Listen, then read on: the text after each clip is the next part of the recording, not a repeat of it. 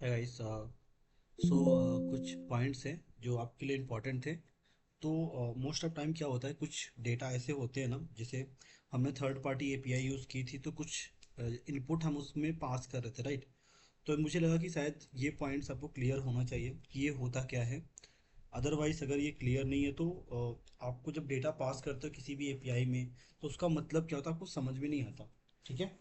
तो टुडे मैं ट्राई करूँगा कुछ ऐसे ये एक्सप्लेन करने का जो इम्पोर्टेंट आपके लिए जानना, और ये भी इम्पोर्टेंट इसका यूज़ कैसे करते हैं। अदरवाइज फिर क्या होगा कि डेटा कुछ भी रहेगा, लाइक डेटा मीन्स डैट कि हम कुछ भी डेटा पास करेंगे, है ना। अगर कोई आप एपीआई ने किसी ने एपीआई बनाई हुई है, अगर आप देखोगे किसी की एपीआई आप रीड करोगे, तो आपको लगेगा भाई ये डेटा क्या है, ये तो मैंने कभी रीड ही नहीं किया, है ना। तो कुछ पॉइंट्स थे जो जिसे लाइक जो मुझे डिस्कस करना है आपके साथ। ठीक है।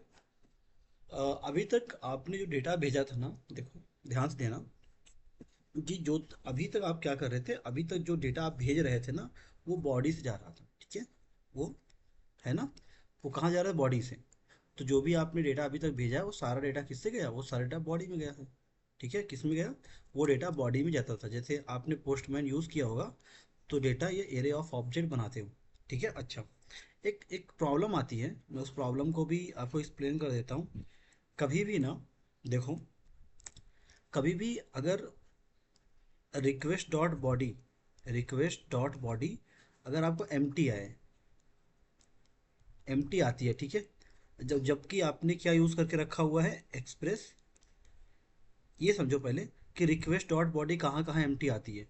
तो अगर आपने मिडल वेयर यूज़ नहीं किया, कौन सा middleware, Express Express dot JSON का अगर यूज़ नहीं किया है, तो आपको क्या मिलेगा, एक्सप्रेस डॉट जेसन का अगर यूज़ नहीं किया है, तो आपको क्या मिलेगा, जो भी डेटा आपको यहाँ ना, जब भी आप रिक्वेस्ट भेजते हो, ये रिक्वेस्ट डॉट बॉडी हमेशा क्या मिलता है, अनडिफाइंड मिलता है।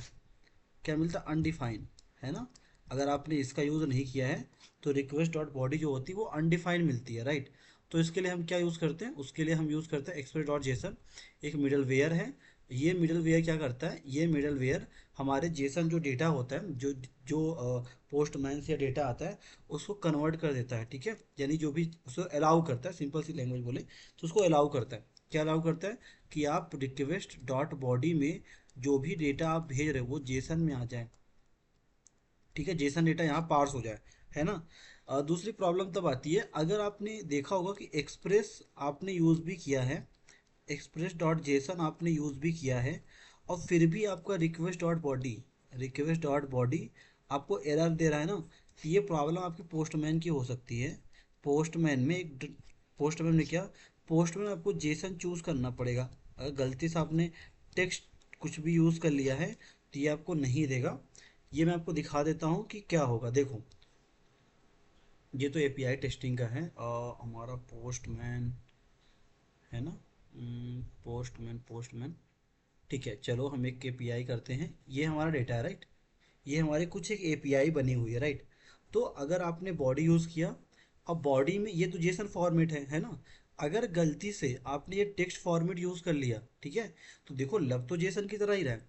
आप जब इस डेटा को भेजोगे ना, वहाँ बॉडी अनडिफाइंड मिलेगी।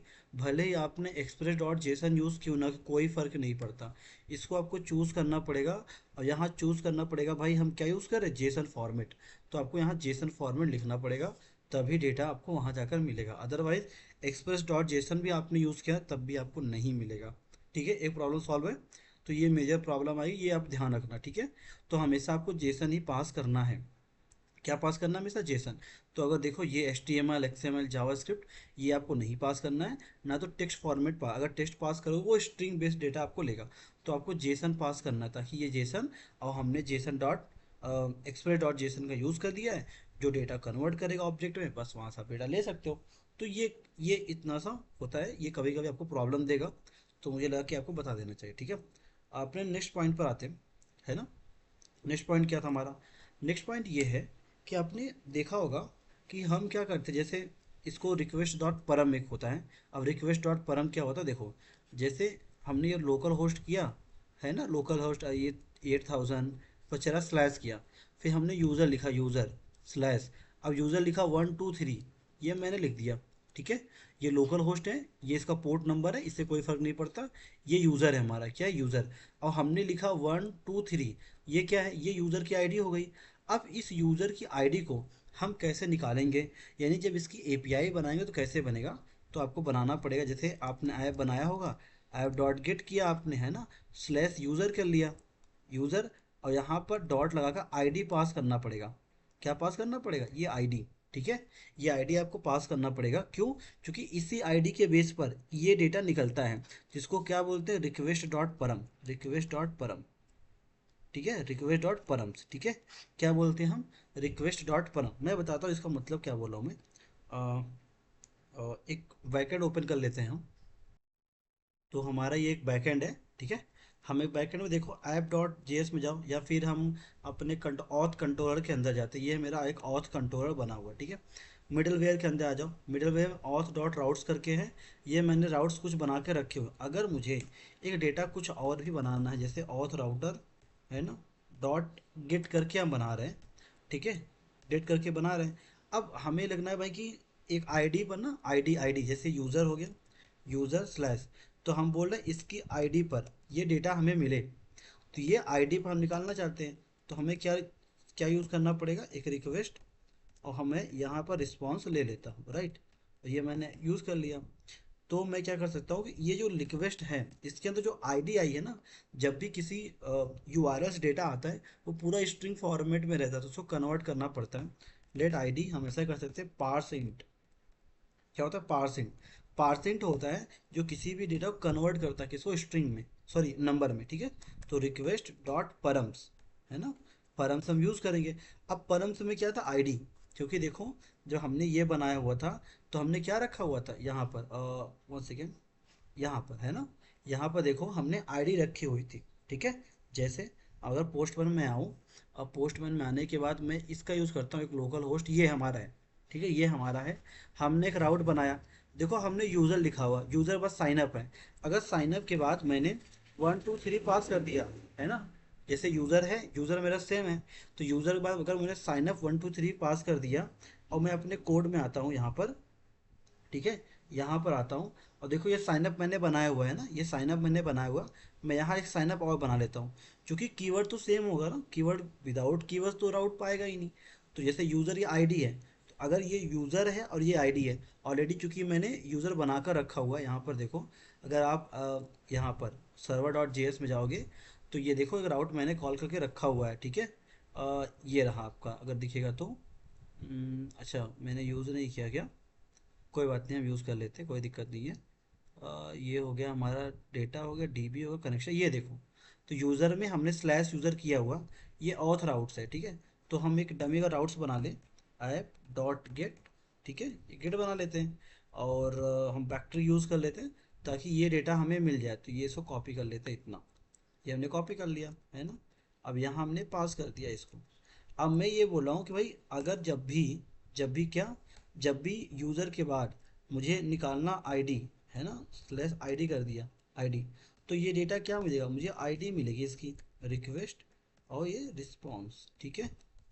इसको मैं कंसोल CLG करता हूँ, कंसोल डॉट लॉग करता हूँ, और डेटा को पहले कन्वर्ट करते, क्यों कन्वर्ट करते, क्योंकि आईडी जो आपको यूआरएल से मिले, वो हमेशा कैसे, वो स्ट्रिंग फॉर्मेट में रहती है। तो किसी भी डेटा को स्ट्रिंग फॉर्मेट में है, अब कंपेयर करना है, कन्वर्ट करना है, तो आपको क्या यूज़ करना पड़ेगा, आपको कन्वर्ट करने पड़ेगा। तो पार्सिंट होता है, किसी भी डेटा को इंटीजर में कन्वर्ट करेगा, ऐसे डबल के लिए होता है, ऐसे बुलियन के लिए भी है, और ऐसे स्ट्रिंग के लिए भी है ना।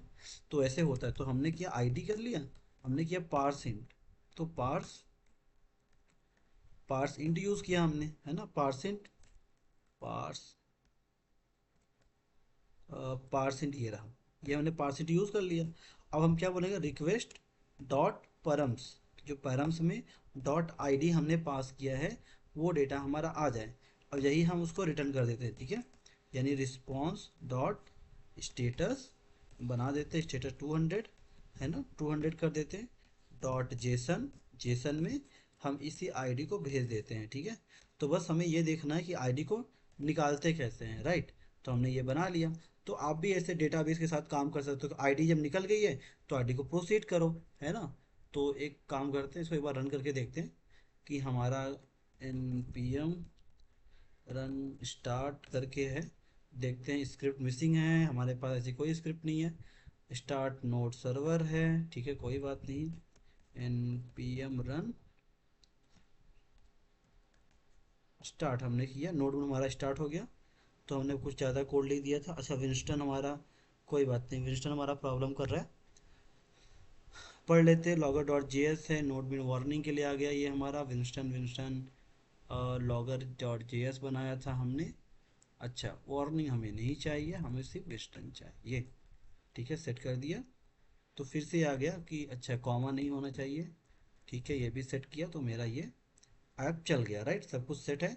मेरा सक्सेस डॉट लॉगर बन गया जो सक्सेस के लिए बनाया था, और वार्निंग के लिए दो बनाया था। अगर आपने टू डू का देखा होगा तो आपको समझ में आएगा, ठीक है। ये कोड है मेरा। अब इस कोड में हम कुछ पास करते हैं, तो हमारा गेट मेथड था, पोस्टमैन में आ जाओ। तो यहाँ पर एक गेट मेथड हम बना लेते हैं, है ना। ये हमने गेट बना दिया। तो यूज़र, हम यूज़र पास तो करेंगे नहीं क्योंकि यूज़र तो हमारा था ही नहीं, पर हमने वो एपीआई बनाई थी यूज़र, यूज़र स्लैश। अब इसमें 1 2 3 4 5 ये आईडी हमने पास कर दिया। अब सेंड करते देखते क्या मिलता है, देखो ये आईडी हमें 1 2 3 4 5 मिल गई। और यहाँ पर देखो, यहाँ पर अगर ध्यान देखोगे आप, तो देखो यहाँ पर भी आपका गेट रिक्वेस्ट है और डेटा आपके पास आ रहा है। तो इसको क्या बोलते हैं, परम से बोलते हैं, इसको कॉल्ड अ परम, है ना। इसको क्या बोलते हैं, हम परम बोलते हैं। तो परम का मतलब होता है आपको इस तरीके से यूज़ करना है परम का। तो जब भी कोई यूज़र आईडी आपको निकालना है तो इस तरीके से उसकी आईडी निकाल लो, है ना। अब कोई डेटाबेस पर काम करना है तो इसी आईडी को हमने कन्वर्ट कर लिया। अब आप चेक कर लो डेटाबेस में कि आईडी है या नहीं, ठीक है।